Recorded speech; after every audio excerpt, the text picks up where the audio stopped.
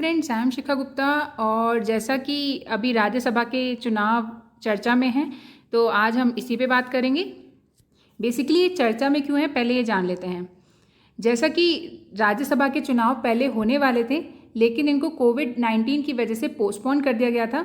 तो कोविड-19 के बीच चुनाव आयोग ने राज्यसभा चुनावों की घोषणा की है कि अब ये चुनाव होंगे, और जो कि 19 जून को होंगे। और ये चुनाव होने वाले हैं 18 सीटों के लिए, जिसमें कि आंध्र प्रदेश और गुजरात की 4-4 सीटें हैं, मध्य प्रदेश और राजस्थान की 3-3 सीटें हैं, झारखंड की 2 हैं और मेघालय और मणिपुर की 1-1 सीट है। मतलब टोटल 18 सीट हैं। पहले मार्च में होने वाले थे, लेकिन कोरोना वायरस की वजह से इन्हें पोस्टपोन किया गया था। ये पोस्टपोन होंगे, इस चीज़ का डिसीजन लेने का जो अधिकार है वो चुनाव आयोग के पास होता है। और चुनाव आयोग ने देखा कि इस महामारी के चलते चुनाव कराना पॉसिबल नहीं होगा, इसलिए इन्हें टाल दिया गया था। राज्यसभा के बारे में कुछ चीज़ें जान लेते हैं। भारतीय संविधान के अनुच्छेद 80 में राज्यसभा के गठन का प्रावधान है, यानी अनुच्छेद 80 में राज्यसभा का जिक्र किया गया है। और संसद का ये एक अभिन्न अंग है, यानी संसद में देखिए 3 पार्ट्स होते हैं, राष्ट्रपति, लोकसभा और राज्यसभा। तो यानी राज्यसभा संसद का एक अभिन्न अंग है। इसे संसद का उच्च सदन कहा जाता है, यानी अपर हाउस, और लोकसभा को कहते हैं लोअर हाउस, यानी निम्न सदन। भारत के उपराष्ट्रपति जो होते हैं राज्यसभा के पदेन सभापति होते हैं, यानी जिस समय उपराष्ट्रपति जो भी होंगे वही उस राज्यसभा के पदेन सभापति होते हैं। ये एक स्थायी सदन होता है, यानी पूरी तरह से कभी भी विघटित नहीं होता।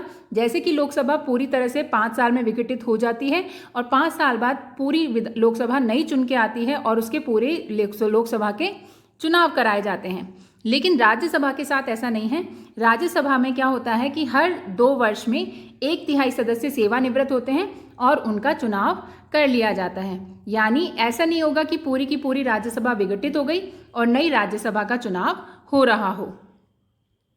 इसके अलावा यह सदन राज्यों और केंद्र शासित प्रदेशों का प्रतिनिधित्व करता है, यानी इसमें राज्यों के भी और केंद्र शासित प्रदेशों के भी प्रतिनिधि होते हैं। इनके सदस्यों की अधिकतम संख्या होती है 250, लेकिन वर्तमान में इसमें 245 सदस्य हैं। अभी इसमें देखा जाए तो 238 सदस्य राज्यों के होते हैं और केंद्र शासित प्रदेशों के होते हैं, और 12 सदस्य होते हैं मनोनीत, यानी नॉमिनेटेड होते हैं, जिन्हें राष्ट्रपति द्वारा नॉमिनेट किया जाता है। संविधान की जो 4थी अनुसूची है वो राज्यसभा में सीटों के आवंटन से संबंधित है। इसके अलावा राज्यसभा का चुनाव कैसे किया जाता है? राज्यसभा में राज्यों के प्रतिनिधि और केंद्र शासित प्रदेशों के भी प्रतिनिधि होते हैं, ये तो मैं आपको बता ही चुकी हूँ। इनमें राज्यों के जो प्रतिनिधि होते हैं उनके निर्वाचन राज्य की विधानसभा के निर्वाचित सदस्यों द्वारा किया जाता है। इसमें ध्यान रखने योग्य बात यह है कि विधानसभा के निर्वाचित सदस्य ही इस वोटिंग में पार्टिसिपेट करते हैं। इनका चुनाव जो होता है आनुपातिक प्रतिनिधित्व पद्धति के अनुसार किया जाता है और एकल संक्रमणीय मत की प्रक्रिया अपनाई जाती है। ये क्या होता है ये हम अपने पहले वीडियो में डिस्कस कर चुके हैं, जिनका लिंक आपको इस वीडियो के डिस्क्रिप्शन में मिल जाएगा। राज्यों को सीटों का आवंटन उनकी जनसंख्या के आधार पर किया जाता है। इसी प्रकार से केंद्र शासित प्रदेशों में क्या होता है कि राज्यसभा में जो केंद्र शासित प्रदेशों के प्रतिनिधि निर्वाचक मंडल के सदस्यों द्वारा अप्रत्यक्ष रूप से चुने जाते हैं।